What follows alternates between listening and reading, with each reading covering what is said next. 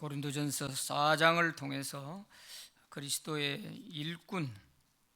일꾼이라는 점에 우리 함께 생각해 보려고 합니다. 우리가 1장에서 3장까지 또 4장까지 계속 이어지는 내용이 고린도 교회에 안고 있는 첫 번째 문제, 지도자를 중심으로 해서 교회가 파벌이 생겨졌고 그 파벌로 인하여서 교회가 위기 상황에 놓여진 그 문제에 대해서 해결하기 위해서 바울이 답을 주고 있는 것입니다. 그래서 고린도 교회는 세 사람의 그 지도자가 중심이 돼 가지고 이런 문제가 생겼어요. 첫째는 바울이 개척을 해 세웠기 때문에 바울이 그게 한 사람이 되고, 또 베드로가 한번 거쳐가면서 또 베드로 중심이 되고, 또 아볼로가 거쳐가면서 또 아볼로가 중심이 되고, 이렇게 해서 이 세 사람의 지도자가 서로 교인들이 나는 누가 좋다 하는 이런 그 사람으로부터 영향받은 사람들이 이렇게 파가 나누어진 것입니다. 또 여기에 속하지 아니한 이제 제3자의 사람들은 우리는 그리스도파다 이렇게 되어 있는 거예요. 그래서 여기에 대해서 바울이 답을 주기를 어떤 사람이든 간에 복음을 전하는 사역자는 그저 하나님의 동력자들로서 교회를 위해서 하나님이 세워주신 사역자일 뿐이지 더도 덜도 아니다. 그런데 이 베드로가 우리를 구원했냐, 바울이 우리를 구원했냐, 우리를 구원하신 분은 주님 아니냐, 그 주님이 중심이 되어야 되지 왜 이 사역자들이 중심이 돼가지고 교회가 이렇게 파벌이 되어져 나누어지느냐, 이제 그런 책망 섞인 말씀들을 하셨죠. 그게 이제 3장까지의 내용이고, 이제 4장에 와서는 이 사역자들에 대해서 하나님의 일꾼이라는 측면에서 그래서 교인들이 이해를 잘 해야 된다 하는 말씀을 하고 있는 것입니다. 자, 1번 문제 같이 읽어봅니다. 시작. 사도 바울은 복음의 사역자를 어떤 자로 여기라고 하였는가? 1절 말씀에 보면 사람이 마땅히 우리를 그리스도의 일꾼이요 하나님의 비밀을 맡은 자로 여길지어다. 자, 여기서 우리를 하는 이 우리가 누구 계세요? 복음을 전하는 사역자들을 말하죠.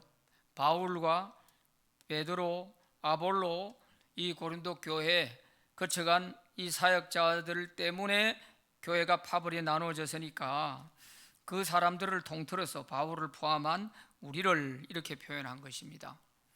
복음을 전하는 우리 사역자들에 대해서 어떻게 이해해야 되느냐? 그리스도의 일꾼이라고, 또 하나님의 비밀을 맡은 자로, 요렇게 더도 말고 덜도 말고 요렇게만 여기라는 것입니다. 이게 대단히 중요한 거예요. 요게 안 돼 가지고 고린도 교회가 파벌이 나누어진 거 아니겠습니까? 그래서 그리스도의 일꾼이요 하는 이 말은 베드로든 아볼로든 바울이든 다 주님께서 세운 사역자들이고 주님을 위한 복음을 전파한 사역자들이다. 더도 말고 덜도 말고 이렇게만 이해하라는 거예요.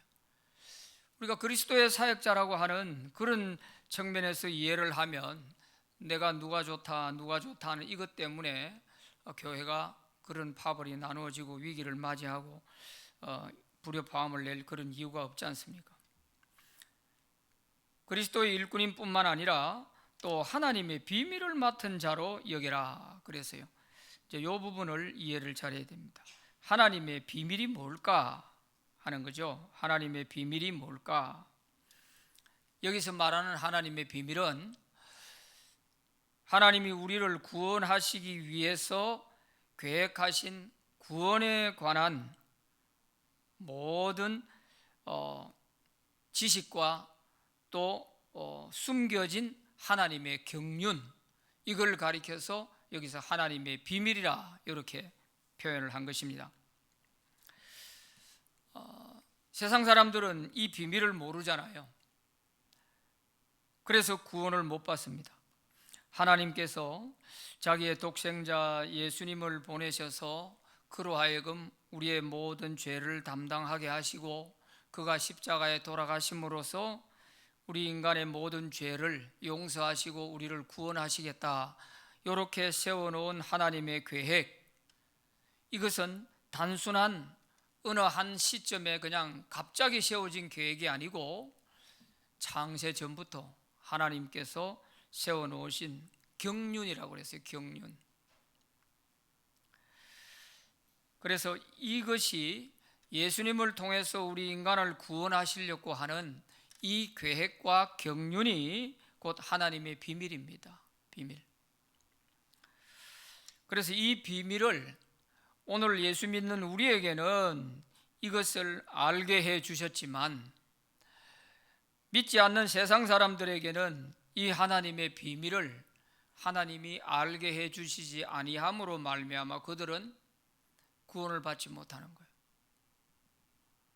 수없이 이 교회 문 앞을 지나다니면서도 그들은 구원을 못 받는 거예요. 마태복음 13장 11절 한번 같이 읽어봅니다. 시작. 대답하여 이르시되 천국의 비밀을 아는 것이 너희에게는 허락되었으나 그들에게는 아니 되었나니. 이것은 마태복음 13장 그 비유의 말씀 가운데 씨 뿌리는 비유 말씀을 해석을 다 해주시고 난 뒤에 예수님께서 이 비밀을 제자들에게는 알 수 있도록 허락되었지만 다른 사람들에게는 그게 허락이 안 됐다는 거예요. 이 비밀을. 그래서 구원이 감춰져 있는 거예요. 예수님께서 다 이 비유로 말씀을 하시니까 왜 비유로 말씀하시느냐 했더니 이 비밀이 너희에게는 허락되어서 너희가 이해를 하지만 다른 사람들에게는 아무리 얘기를 해도 못 알아듣기 때문에 내가 비유로 말하는 것이다, 그렇게 대답을 하신 거예요. 이처럼 이 복음의 비밀은 감추어져 있어요. 감추어져 있어서 그래서 이것을 알고 받아들일 수 있는 것은 하나님의 택한 사람만이 가능한 것입니다. 하나님의 택함 받지 못한 사람에게는 이게 가려져 있어요. 그래서 골로새서 2장 2절에는 하나님의 비밀인 그리스도 이런 말이 있어요. 그리스도가 곧 하나님의 비밀이라고 했고, 골로새서 4장 3절에는 그리스도의 비밀 이런 말이 또 나와요. 그리스도의 비밀은 십자가를 통하여서 우리를 구속하신다고 하는 이것이 그리스도의 비밀입니다. 그래서 우리가 예수님을 우리가 그리스도로 알아보고 그 예수님을 우리가 믿음으로 받아들일 수 있는 이 자체가 하나님의 비밀인데, 이 비밀이 오늘 저와 여러분에게는 허락되었기 때문에 우리가 예수 믿고 구원받게 된 줄로 믿습니다. 그래서 우리가 감사해야 돼요. 이거는 돈으로 살 수 있는 게 아니에요. 무슨 IQ가 아무리 높아도 이게 IQ로까지 해결이 되는 게 아니에요. 하나님이 허락한 사람에게 한해서 이게 믿어지고 또 구원을 받을 수가 있는 거예요. 자, 2번 문제 시작. 하나님의 일을 맡은 자들에게 요구되는 것은 무엇인가? 2절 말씀에 그리고 맡은 자들에게 구할 것은 충성이니라 그랬어요. 맡은 자들은 바로 위에서 복음을 전하는 사역자들이죠.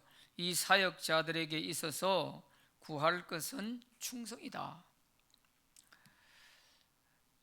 베드로가 어떠니, 바울이 어떠니, 아볼로가 어떠니, 이렇게 마음껏 이렇게 우리가 함부로 말할 것이 아니라는 거예요.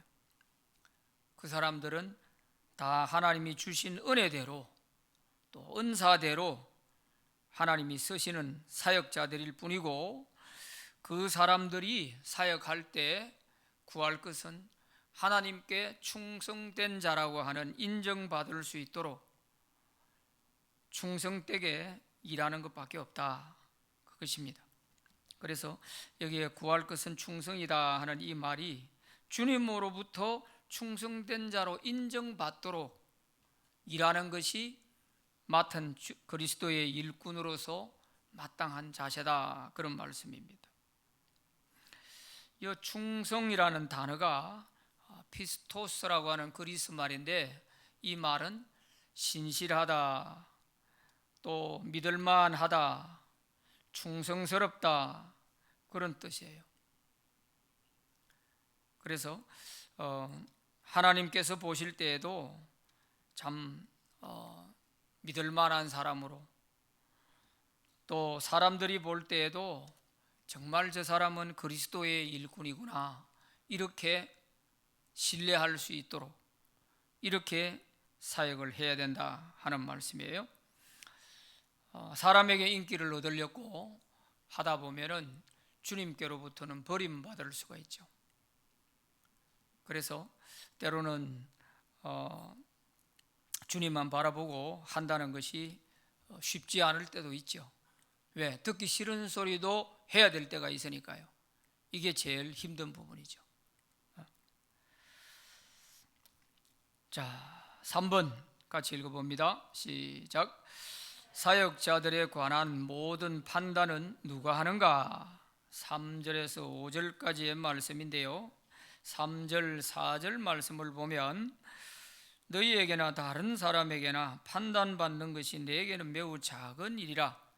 나도 나를 판단하지 아니하노니 내가 자책할 아무것도 깨닫지 못하나 이로 말미암아 어렵다 함을 얻지 못하노라. 다만 나를 심판하실 이는 주시니라. 그랬어요. 사역자들이 자기가 충성되게 최선을 다해서 일하고 나면 누가 판단한다는 거예요? 주님이 마지막에 다 판단하신다는 거예요. 그러니 바울은 나도 내 자신을 판단하지 않는다 그랬어요. 이 참 중요한 말입니다. 바울 자기 자신도 나를 판단하지 않는다. 우리가 가끔 낙심하거나 또는 교만해지는 이유가 뭘까요? 내가 나를 판단해가지고 잘한다 싶고 이만하면 됐지 싶은 교만한 생각이 들기 때문에 교만에 빠지게 되는 것이고, 또 자기 스스로를 생각해서 나는 도저히 안 될 사람이야 이러면서 스스로 자기를 자책하고 낙심하게 되는 경우도 있거든요. 이게 다 뭐예요? 자기 자신을 자기 스스로가 판단하고 그런 거예요. 이런 사람이 생각보다 많습니다. 교인들 중에서도 보면 그런 사람들이 많아요. 특히 우리 사역자들, 우리 교역자들하고 같이 이렇게 지내다 보면 여러 사람들이 우리 교회를 많이 거쳐갔지 않습니까? 어떤 사람 보면 자기에게 좋은 점이 많이 있는데도 자기의 좋은 점을 자기 스스로는 모르는 거예요. 그리고 자기가 잘 못하는 점만 자꾸 크게 부각시켜가지고 나는 잘 안 돼, 나는 안 돼, 자꾸 이렇게 되는 거예요. 그러니까 발전이 없죠. 그래서 옆에서 아니다, 당신은 이런 점이 참 좋은 점이 있다, 이렇게 이 얘기를 해주면 믿는 것 같으면서도 그게 잘 자기 자신이 안 받아들여지는 것 같아요. 바로 그런 뜻이에요. 바울이나 아볼로나 베드로나 우리가 최선을 다해서 하나님께 충성할 뿐이지 나머지는 마지막 날 주님이 다 판단하실 것인데, 만약에 사람에 치우쳐가지고 교인들이 베드로 좋다 하고 정말 예수님의 직계 제자니까 저만한 사람 없지, 우리가 베드로의 말이 바울 말보다 더 권위가 있지, 이런 식으로 교인들이 축해준다 해가지고 베드로가 그 말에 흔들리고 교만해버리면 어떻게 되겠어요? 그러면 나중에 주님께로부터 상 못 받을 수 있겠죠. 또 아볼로는 얼마나 또 창피를 당했는지 몰라요.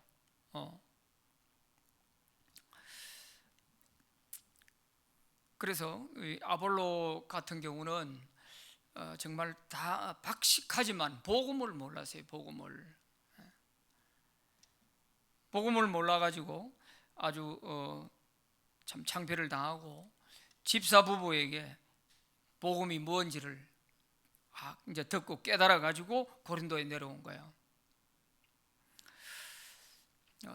그래서 다 바울이든 게바든 아볼로든 하나님이 각각 똑같은 사람이 아니잖아요. 다 다른 거예요. 그러니까 주님이 주신 은혜가 다르고 또 쓰임새가 다 다른 거예요. 그러면 자기는 자기 나름대로 주님이 쓰시고자 하는 대로 쓰임 받으면 되는 거예요. 똑같이 흉내를 낼 필요도 없고요. 바울이 베드로 닮아가려고 베드로 흉내 내면 안 되잖아요. 아볼로가 바울을 흉내 낼 이유도 없고요. 자기는 자기대로 쓰임 받으면 된다는 거예요. 그런 점에서 바울은 내가 나를 판단하지도 않는다. 내가 자책할 아무것도 없지만은 내가 자책할 게 있든지 없든지 내 스스로 생각하는 그 판단을 가지고 내가 주님 앞에 어렵다함을 받거나 내가 주님 앞에 책망을 받거나 그렇게 하는 게 아니라는 거죠. 주님이 마지막에 다 공정하게 판단하실 것이니까, 그래서 사람에 대한 판단하는 이런 부분을 고린도 교회 성도들은 조심해야 된다, 그런 뜻으로 한 말씀인 것입니다. 그래서 5절에 그러므로 때가 이르기 전, 이거는 주님이 오시기 전 그런 말입니다. 곧 주께서 오시기까지 아무것도 판단하지 마라. 함부로 이렇다 저렇다, 저 사람이 잘한다 이 사람이 잘한다, 함부로 판단하지 말라는 거예요. 그 판단 때문에 고린도 교회가 지금 갈라지게 되어 있는 거 아니겠어요? 그가 어둠에 감추인 것들을 드러내고 마음의 뜻을 나타내시리니 그때에 각 사람에게 하나님으로부터 칭찬이 있으리라 그랬어요. 우리가 아무도 모르던 그런 것들, 이제 마지막 날 주님께서 감추어진 것까지 다 드러낼 때에, 그때 가서 정말 상 받을 자에게 상 주시고 칭찬할 자 칭찬하신다는 거예요. 그래서 어떻게 보면 우리가 이제 사람에 대한 섣부른 어떤 판단이나 그런 것들이 참 위험할 수가 있죠. 우리가 봤을 때 저 사람 같으면은 정말 주님도 인정할 것 같다 싶어도 마지막에 주님 앞에 갔을 때 영 우리 생각하고 다를 수가 있고요. 우리가 볼 때는 저 사람 저래 가지고 뭘 하겠나 이렇게 싶어도 주님 앞에 갔을 때 그 사람이 칭찬받는 사람이 될 수도 있는 거예요. 그렇기 때문에 우리 인간의 기준을 가지고 이렇게 저렇게 해서는 안 된다. 그 잘못된 판단이 교회를 어렵게 만들었다, 그런 말씀입니다. 4번 문제, 마태복음 7장 1절 2절 같이 한번 읽어봅니다. 시작. 비판을 받지 아니하려거든 비판하지 말라. 너희가 비판하는 그 비판으로 너희가 비판을 받을 것이요 너희가 헤아리는 그 헤아림으로 너희가 헤아림을 받을 것이니라. 예수님께서 직접 제자들에게 하신 말씀이에요. 사람에 대해서 우리가 섣부르게 판단하고 또 비판하다 보면 그것 때문에 오히려 나중에 우리 자신이 주님께로부터 판단받을 수가 있는 거죠. 자, 4번 시작. 기록된 말씀 밖으로 넘어가지 말라라는 의미는 무엇인가? 6절 말씀에 형제들아 내가 너희를 위하여 이 일에 나와 아볼로를 들어서 본을 보였으니 이는 너희로 하여금 기록된 말씀 밖으로 넘어가지 말라 한 것을 우리에게서 배워 서로 대적하여 교만한 마음을 가지지 말게 하려 함이라 그랬어요. 자, 여기서 기록된 말씀 밖으로 넘어가지 말라, 이게 무슨 뜻이냐? 두 가지로 생각할 수 있어요. 첫째는 1장에서부터 3장까지 바울이 지금 편지에 기록하면서 가르쳐 준 이 말씀이다, 이렇게 보는 그런 관점이 하나 있고, 또 하나는 그냥 크게 성경 말씀이다, 이렇게 보는 그런 관점이 있어요. 그래서 학자들의 의견도 대부분 이 두 가지 관점에서 해석을 하고 있습니다. 그런데 어느 것이 더 타당하냐 할 때는 1장에서 3장까지 바울이 편지에서 가르쳐 준 그 내용 속에는 성경 말씀을 인용한 게 많이 있습니다. 성경 말씀을 인용하면서 그렇게 가르쳤기 때문에, 그래서 1장부터 3장까지 해서 한 말씀, 이것이 더 타당하다. 그러니까 여기에서 가르쳐준 바울의 가르침을 벗어나지 말고 이 가르침을 넘어서지 말라, 그런 뜻이에요. 왜 그러냐면 그 뒤에 분을 보면은 넘어가지 말라 한 것을 우리에게서 배워 그랬어요. 우리에게서 배워. 사역자들이 가르쳐주고 또 바울이 앞에서 가르쳐주고 했던 그 가르쳐준 것에 대해서 배운 것에서 그걸 더 이상 넘어서지 말고, 그걸 넘어서다 보니까 서로 네가 낫다 내가 낫다 하면서 대적하고 교만하게 되고 그렇게 된 거 아니에요. 오히려 그 사역자들을 판단하고 이렇게 한다는 것은 고린도 교인들이 그 사역자 머리 위에서 지금 판단하고 있는 거 아니에요. 이게 얼마나 큰 교만이에요. 가르쳐 준 것에 대해서 그것을 넘어서지 말고 그 안에서 이해하려고 해야 될 텐데, 가르쳐 준 것은 제대로 기억을 못하면서 누가 더 잘 가르치더라 누가 더 잘 가르치더라 하는 이것 가지고 사역자들 머리 꼭대기 위에서 판단하고 있단 말이에요. 이게 교만이죠.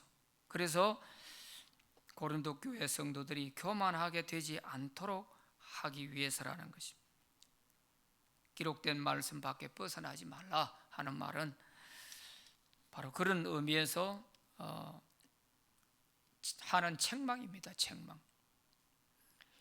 가르쳐준 것도 다 이해 못하면서 뭘 누가 잘하더라 이 판단하고 있으면 네가 그 사람 머리 꼭대기 위에 있는 거 아니냐, 그 말이죠.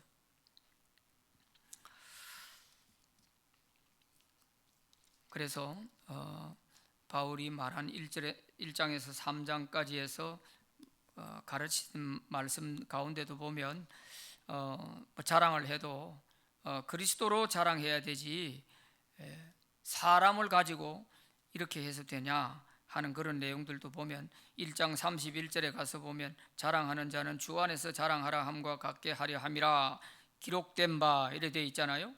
그 기록된 바 하는 그 내용이 예레미야 9장 23절에 있는 성경 말씀을 인용한 것이란 말이에요.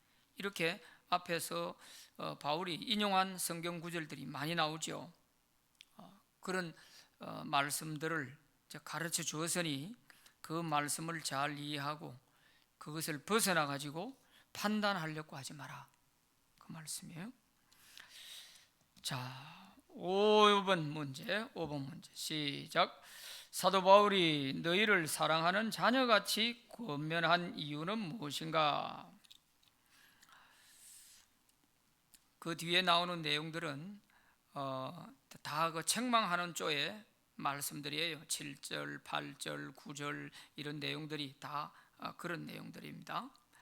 그리고 이제 14절, 15절에 가서 내가 사랑하는 자녀같이 너희를 권하겠다 하면서 그리스도 안에 1만 스승이 있으되 아버지는 많지 아니하니 그리스도 예수 안에서 내가 복음으로서 너희를 낳았음이라, 이런 말씀이 14절 15절에 기록되어 있어요.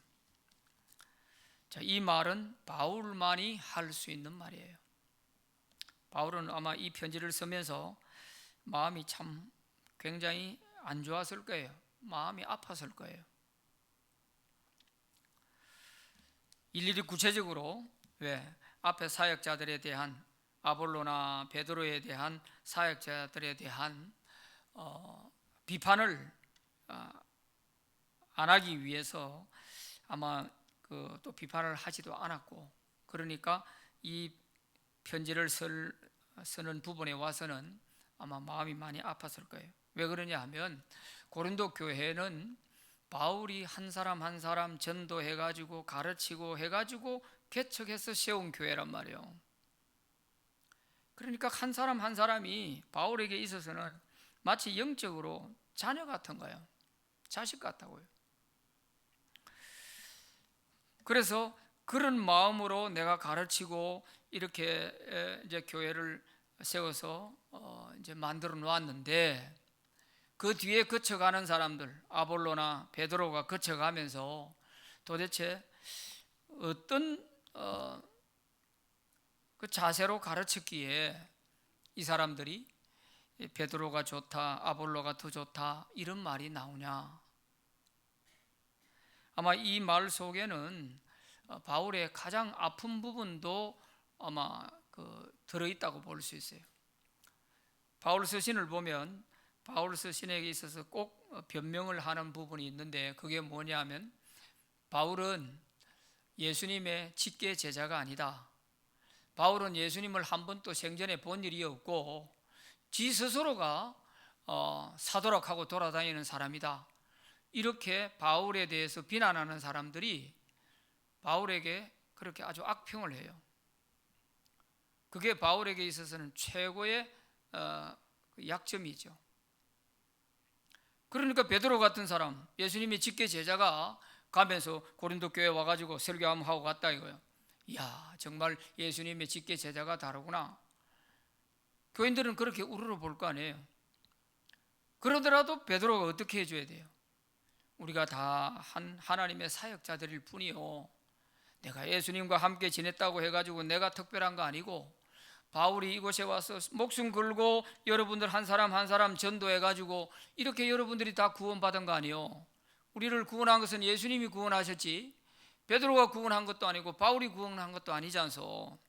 이렇게 베드로가 겸손하게 바울에 대해서 이렇게 한마디만 좀 해주었더라도 이런 문제 안 생겼겠죠. 바울이 좋다, 베드로가 좋다 이런 소리 안 나왔을 거 아니겠어요. 그러니까 바울이 이 글을 쓰면서 앞에 스쳐간 베드로나 아볼로가 도대체 자기 자랑만 늘어놓았나? 그러지 않아도 바울은 그렇게 예수 복음을 전해가지고 해놨는데, 바울은 뭐 예수님의 제자 아니다 말이야. 자기 스스로 제자라고 떠버리고 돌아다니는 사람이라 한마디 해버리면 지금까지 바울이 해놨던 그 모든 게 뭐예요? 이것은 바울을 무시해버리는 게 아니고 바울이 복음을 전해서 세워놓은 고린도 교회 성도들 믿음 자체를 허물어뜨리는 거예요. 자기는 뭐 좀 돋보이게 될지 모르겠죠. 아볼로 같은 사람은 나는 박식하고 말이야 모르는 게 없을 정도로 아주 대단한 그런 학벌을 가지고 그런 사람이고 재벌이고 뭐 이런 빼놓을 게 없을 만한 그런 사람. 그런데 자기 자랑만 늘어나 버렸더라면, 바울을 무시해버리고 그렇게 된다면 어떻게 돼요? 그렇게 되면은 성도들의 믿음 자체를 전체를 다 허물어뜨리는 게 됩니다. 바울이 지금까지 가르친 게 그럼 제대로 그게 아니구나. 이렇게 되면 뭐예요? 고린도 교회 성도들 자체가 다 흔들려 버리는 거잖아요. 그러니까 이런 파벌이 생겨가지고 이런 인간 중심이 돼가지고 이렇게 교회가 위기를 맞고 있는 이런 모습을 볼 때 바울은 너무 마음이 아픈 거죠.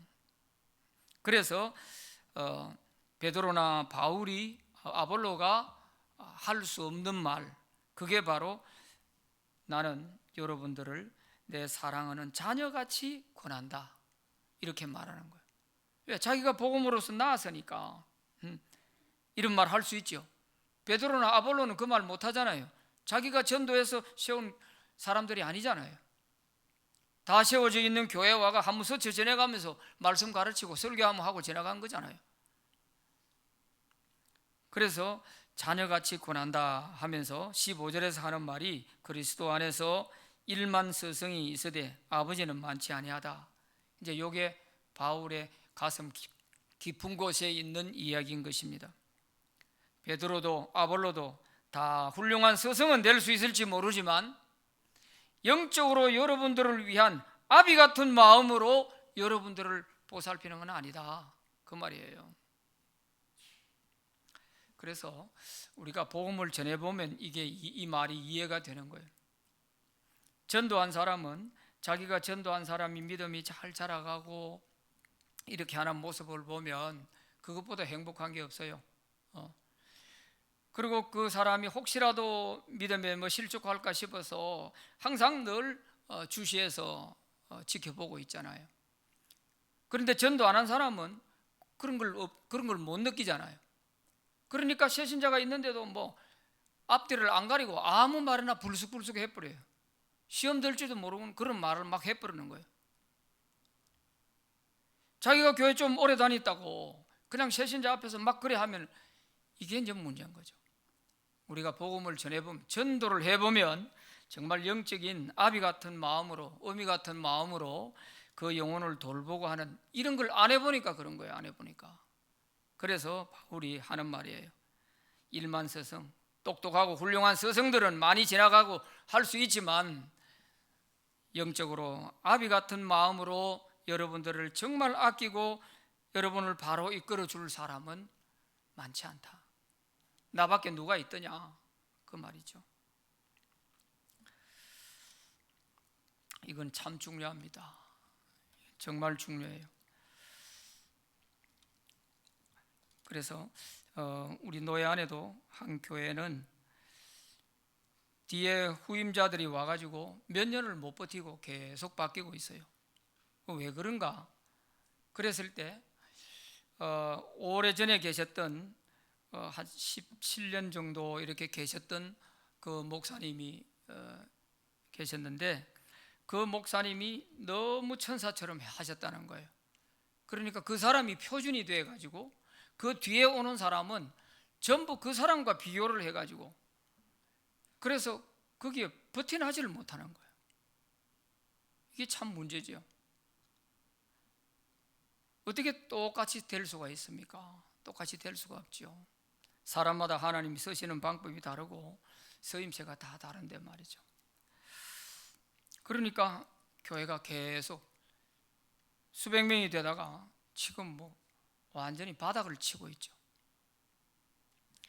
교인들의 수준입니다. 그게 교인들의 수준이에요. 지도자들을 중심으로 해서 자꾸 그렇게 하다 보면은 교회가 설 곳이 없어지는 거예요. 그래서 일만 스승은 있지만 아비 같은 사람은 많지 않다. 그래서 제가 가끔 하는 얘기가 아무리 큰 교회 100명하고도 우리 신광교회 교인 한 사람하고 나는 바꿀 생각이 없다, 그런 말을 가끔 내가 해요. 농담 반 진담 반으로 해서. 왜 그러냐? 한 사람 한 사람을 제가 일일이 가르치면서 키웠기 때문이에요. 숫자만 가지고 그 사람 10명 예수 믿으면 됐고, 그 한 사람 한 사람이 어떤 사람인지를 우리가 생각하면 쉽게 함부로 대할 수가 없어요. 얼마나 정말 귀한 사람들인데요. 그러나 다른 사람이 다 키워난 그런 자리 잡힌 데 이래 온 사람들은 보면 이제 그걸 모르죠. 그걸 모르니까 빤지레하게 참기름 발람 같은 설교 한 편 잘하면은 교인들이 좋아하니까 그거면 되는 줄로 생각하는 거예요. 천만에요. 정말 한 사람 한 사람에 대한 영혼에 대해서 애착을 가지고 키워보지 않으면은 정말 목회에 대한 진심을 알 수가 없어요. 주님의 마음을 헤아릴 수가 없죠. 그래서 저는 이 14절 15절 이 바울이 이 말을 할 때 아마 가슴이 어땠겠나, 참 마음 굉장히 아팠을 것이다, 그런 생각이 들어요. 앞에 사람 욕은 안 하지만 바로 그런 심정으로 지금 기록을 한 말씀이에요. 자, 6번 시작. 바울이 고린도 교회에 당장 갈 수 없어 누구를 보냈는가? 17절 말씀에 보면 이로 말미암아 내가 주 안에서 내 사랑하고 신실한 아들 디모데를 너희에게 보내었으니 그가 너희로 하여금 그리스도 예수 안에서 나의 행사 곧 내가 각 처 각 교회에서 가르치는 것을 생각나게 하리라 그랬어요. 디모데를 보내가지고 이 고린도 교회의 문제를 좀 수습을 하도록 디모데를 보낸 것입니다. 여기 보면 디모데를 너희에게 보내었으니 과거형을 쓰고 있죠. 그러니까 이 편지를 쓰고 있을 때, 이 편지를 보낼 때에는 이미 디모데가 고린도 교회로 가고 있었을 거예요. 이때 바울은 에베소에 있었고 디모데와 실라는 마게도냐에 있었어요. 빌립보 교회가 있는 그 마게도냐 지역에서 사역을 하고 있었어요. 그런데 바울이 디모데에게 이 고린도 교회에 이런 문제가 있으니까 나를 대신해서 네가 가가지고 거기에 그 교회 문제들을 좀 수습해라 하고 얘기를 한 것입니다. 왜 디모데를 보냈는가? 거기 이유가 거기 나와 있죠. 내 사랑하고 신실한 아들 디모데 이렇게 표현을 합니다. 디모데는 2차 전도 여행 때에 루스드라에서 바울이 디모데를 만나게 됐죠. 그래서 이 청년을 보니까 너무 신실하고 또 성실한 거예요. 그래서 디모데를 그 부모님들에게 승낙을 받아가지고 바울이 데리고 가서 가르치면서 이제 제자로 삼았는데 아들 같은 제자죠. 그러니까 여기 보면 이 디모데가 너희에게 가면 내가 하는 모든 것을 항상 나하고 같이 그림자처럼 같이 다니면서 이렇게 가르치는 걸 보고 듣고 배우고 했기 때문에 내가 가는 것이나 다를 바가 없다. 그러니까 디모데가 가면 여러분들에게 이 문제를 잘 수습해 줄 것이다. 이렇게 지금 추천을 해 주는 거죠. 그래서 16장에 가서 보면 디모데가 여러분들에게 도착을 하면은 여러분들이 잘 좀 맞이해 줘라 그런 말을 하고 있어요. 고린도전서 16장 10절 11절에 가서 보면 이 디모데가 너무 좀 심약한 사람이니까 너무 여러분들이 과격하게 대하면 디모데가 오히려 상처받을 수도 있고 또 여러분들의 수습하는데 도움이 안 될 수도 있으니까 좀 마음 편하게 잘 여러분 교회 문제를 해결할 수 있도록 하는데 좀 도와줘라 그런 얘기를 하고 있는 것입니다. 그러니까 이런 문제 하나를 수습하는 데 있어서도 바울은 얼마나 생각을 했겠어요. 여러 제자가 있지만 누구를 보낼까? 누구를 보내야 이 문제를 수습할 수 있을까?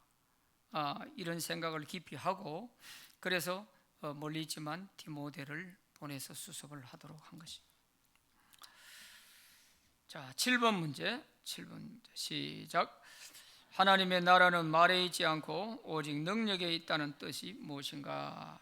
20절 말씀에 내가 가면 확실하게 보여주겠다.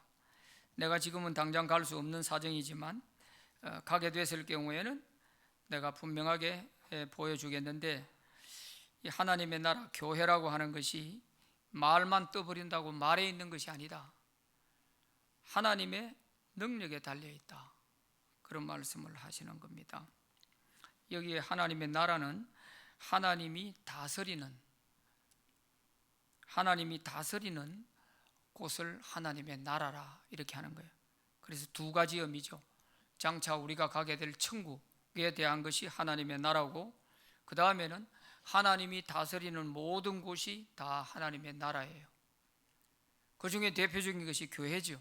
교회가 하나님이 다스리는 곳이잖아요. 그래서 여기에 이 하나님의 나라는 하는 말에는 교회를 두고 이렇게 고린도 교회를 두고 하는 말이다 이렇게 보면 돼요. 교회는 말에 있는 것이 아니고 하나님의 능력에 있다. 하나님의 능력이 나타나서 다스리고 하는 것이지 사람이 말재주를 가지고 교회가 되는 게 아니다. 그런 말씀인 것입니다.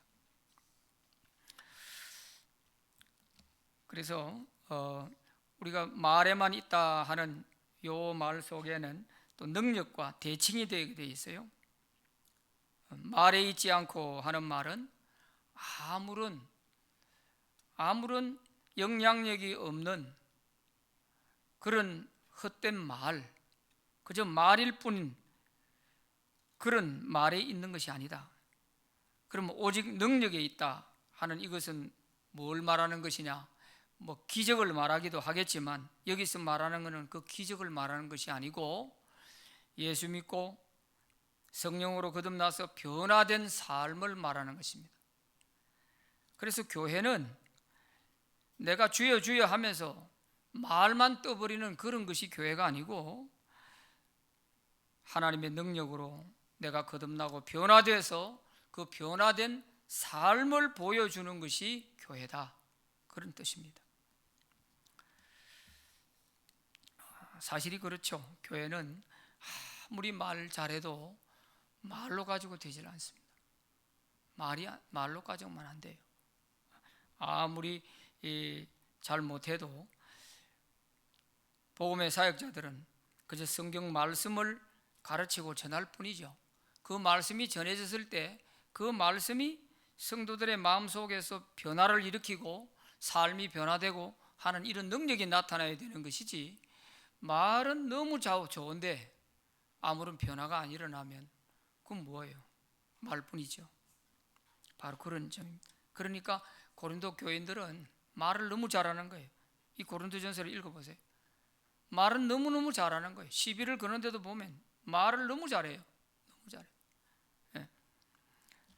그렇지만 실제적으로는 그들이 변화된 사람으로서의 삶의 모습은 안 보이는 거예요.